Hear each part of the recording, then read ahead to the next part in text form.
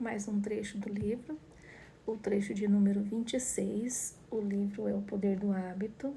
A página é a partir da 136. Os pesquisadores não tinham sugerido nenhum desses comportamentos. Tinham simplesmente pedido que todos anotassem o que comiam uma vez por semana. Mas esse hábito angular, registrar diariamente o que comiam, criou uma estrutura que ajudou os outros hábitos a prosperar. 6 meses após o início do estudo, as pessoas que mantinham registros diários do que comiam tinham perdido 2 vezes mais peso do que todo o restante. Depois de um tempo, o diário entrou na minha cabeça. Uma pessoa me disse. Comecei a pensar nas refeições de um jeito diferente. Isso me deu um sistema para pensar em comida sem ficar deprimido. Algo semelhante aconteceu na Alcoa depois que O'Neill assumiu o cargo. Assim como os diários forneceram uma estrutura para que outros hábitos prosperassem, os hábitos de segurança de O'Neill criaram uma atmosfera em que outros comportamentos surgiram. Logo no começo, O'Neill tomou a providência incomum de mandar que os escritórios da Alcoa do mundo inteiro se conectassem numa rede eletrônica. Isso foi no início dos anos 80, quando as grandes redes internacionais geralmente não estavam ligadas aos computadores nas mesas das pessoas. O'Neill justificou essa ordem argumentando que era essencial criar um sistema de dados de segurança em tempo real, que os gerentes pudessem usar para compartilhar sugestões. Como resultado, a Alcoa desenvolveu um dos primeiros sistemas de e-mail corporativo legitimamente mundiais. O'Neill logava no sistema toda manhã e mandava mensagens para conferir se todos os outros também estavam logados.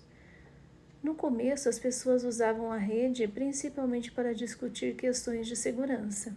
Então, conforme os hábitos de uso de e-mail tornaram-se mais arraigados e confortáveis, eles começaram a postar informações sobre todo tipo de assunto, tais como condições de mercados locais, cotas de vendas e problemas comerciais.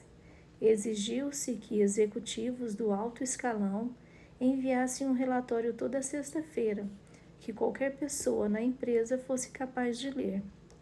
Um gerente no Brasil usou a rede para mandar para um colega em Nova York dados sobre mudanças no preço do aço. O colega nova-iorquino pegou essa informação e a transformou num lucro rápido para a empresa em Wall Street. Em pouco tempo, todo mundo estava usando o sistema para se comunicar sobre tudo. Eu mandava meu relatório de acidentes e sabia que todo mundo ia ler. Então pensei, por que não mandar dados de preços e informações sobre outras empresas? Um gerente me disse. Era como se tivéssemos descoberto uma arma secreta. A concorrência não conseguia imaginar que estávamos fazendo aquilo. Quando a internet aflorou, a Alcoa estava numa posição perfeita para se beneficiar dela. O hábito angular de O'Neill, a segurança dos trabalhadores, havia criado uma plataforma que incentivou outra prática, o e-mail, anos antes da concorrência. Em 1996, já fazia quase uma década que Paul O'Neill estava na Alcoa. Sua liderança tinha sido estudada pela Harvard Business School e pela Kennedy School of Government. Ele era constantemente mencionado como um possível secretário do Comércio ou da Defesa. Tanto seus empregados quanto os sindicatos lhe davam notas altas. Sob a vigilância dele, o preço das ações da Alcoa tinha subido mais de 200%. Ele era, enfim, um sucesso universalmente reconhecido. Em maio daquele ano, numa reunião de acionistas no centro de Pittsburgh, uma freira beneditina levantou-se durante a sessão de perguntas do público e acusou O'Neill de mentir. A irmã, Mary Margaret, representava um grupo de defesa de direitos sociais preocupados com os salários e as condições de trabalho dentro de uma usina da Alcoa. em Ciudad Acuna, no México. Ela disse que enquanto O'Neill tecia elogios às medidas de segurança da Alcoa, trabalhadores no México estavam adoecendo devido a gases perigosos. Isso não é verdade, O'Neill disse a todos no auditório. Em seu laptop, ele assinou os registros de segurança Em seu laptop, ele acessou os registros de segurança da usina mexicana. Estão vendo? Ele disse, mostrando a todos os elevados índices de segurança, cumprimento de leis ambientais e pesquisas de satisfação de empregados. O executivo encarregado da usina, Robert Barton, era um dos gerentes mais antigos da Alcoa. Estava na empresa havia décadas e era responsável por algumas de suas maiores parcerias. A freira disse que o público não devia confiar em O'Neill. Ela sentou. Depois da reunião, O'Neill pediu que ela viesse à sua sala. A ordem religiosa da freira possuía 50 ações da Alcoa. E havia meses que eles vinham solicitando uma votação de acionistas sobre uma resolução que repensasse as operações da empresa no México. O'Neill perguntou à irmã, Mary, se ela tinha estado pessoalmente em alguma das usinas. Ela disse que não. Para se certificar, O'Neill pediu que o diretor de recursos humanos e o conselho geral da empresa fossem ao México para ver o que estava acontecendo. Quando os executivos chegaram e examinaram os relatórios da usina de Acuna e descobriram um registro sobre um incidente que nunca tinha sido enviado à sede, uns poucos meses antes, houvera um acúmulo de emissões de gases dentro de um prédio. Foi uma ocorrência relativamente desimportante. O executivo da usina, Barton, instalara ventiladores para dissipar os gases. As pessoas que haviam adoecido tinham se recuperado completamente dentro de 1 ou 2 dias, mas Barton nunca reportaram o problema. Quando os executivos voltaram para Pittsburgh e apresentaram suas descobertas, O'Neill tinha uma dúvida. Bob Barton sabia que as pessoas tinham adoecido? Nós não o encontramos, eles responderam, mas sim, ficou bem claro que ele sabia. 2 dias depois, Barton foi demitido. Essa saída chocou as pessoas de fora. Barton tinha sido mencionado em artigos como um dos executivos mais valiosos da empresa. Sua partida foi um baque para joint ventures importantes. Não sei o que é isso, mas... Dentro da Alcoa, no entanto, ninguém ficou surpreso. Aquilo foi visto como uma extensão inevitável de cultura que O'Neill criara. Foi Barton quem demitiu a si mesmo. Um de seus colegas me disse. Nesse caso, não houve nem escolha. Esse é o último modo como os hábitos angulares incentivam uma mudança disseminada, criando culturas em que novos valores se tornam arraigados. Os hábitos angulares tornam escolhas difíceis, como despedir um alto executivo, mais fáceis, porque quando essa pessoa viola a cultura, fica claro que ela precisa ir embora. Às vezes, essas culturas se manifestam em vocabulários especiais, cujo uso passa a ser ele próprio, um hábito que define uma organização. Na Alcoa, por exemplo, havia programas essenciais e filosofias de segurança, expressões que serviam como balizes, contendo conversas inteiras sobre prioridades, objetivos e maneiras de pensar.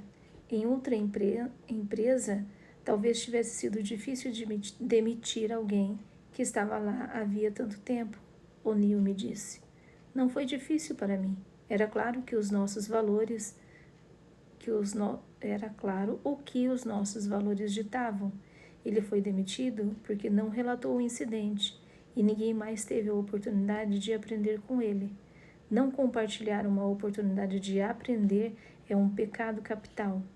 As culturas crescem a partir dos hábitos angulares de toda a organização, quer os líderes estejam cientes deles, quer não estejam. Por exemplo, quando pesquisadores estudaram uma classe recém-chegada de cadetes em West Point, mediram suas pontuações médias, aptidão física, habilidades militares e autodisciplina.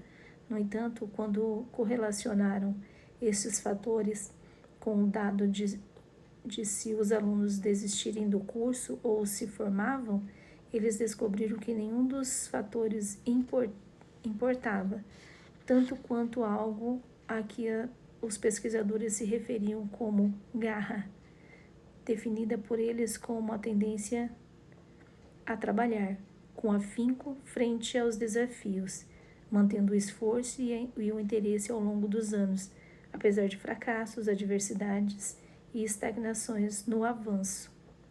O mais interessante da garra é o modo como ela surge. Ela cresce a partir de uma cultura que os cadetes criam para si mesmos. E essa cultura muitas vezes surge devido a hábitos angulares que eles adotam em West Point. Tem tanta coisa difícil nessa escola, um cadete me disse. Eles chamam o primeiro verão de caserna bestial, porque querem triturar você. Um monte de gente desiste antes de o ano letivo começar. Mas eu achei que esse grupo de caras nos primeiros dias aqui, e começamos a fazer essa coisa em que toda manhã nos reunimos para conferir se todo mundo está se sentindo forte. Vou falar com eles quando eu me sinto preocupado ou desanimado, e sei que eles me botam para cima de novo. Nós somos só 9 e nos chamamos de mosqueteiros. Sem eles, acho que não teria durado nenhum mês aqui. Os cadetes que se saem bem em West Point chegam à escola equipados com hábitos de disciplina mental e física. Essas qualidades, no entanto, só podem levá-los até certo ponto. Para ter sucesso, eles precisam de um hábito angular que cria uma cultura, tal como uma reunião diária de amigos com mentalidade semelhante, para lhes ajudar a encontrar a força necessária para superar obstáculos. Hábitos angulares nos transformam criando culturas que deixam claros os valores que, no calor de uma decisão difícil ou de um momento de incerteza, talvez acabássemos esquecendo. Em 2000, O'Neill se aposentou da Alcoa e, a pedido do presidente recém-eleito George W. Bush, tornou-se secretário da Fazenda. Deixou o cargo 2 anos depois.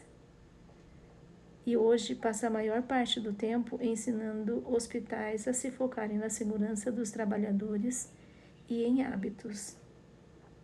Uma resenha aqui, as letras miúdas.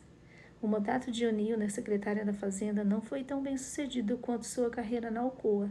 Quase imediatamente após assumir o cargo, ele começou a abordar algumas questões centrais, incluindo segurança no trabalho, criação de empregos, prestação de contas do Poder Executivo e o combate à fome na África, entre outras iniciativas. No entanto, a política de O'Neill não estava em sintonia com a do presidente, e ele deu início a uma luta interna contra as reduções tributárias propostas por Bush.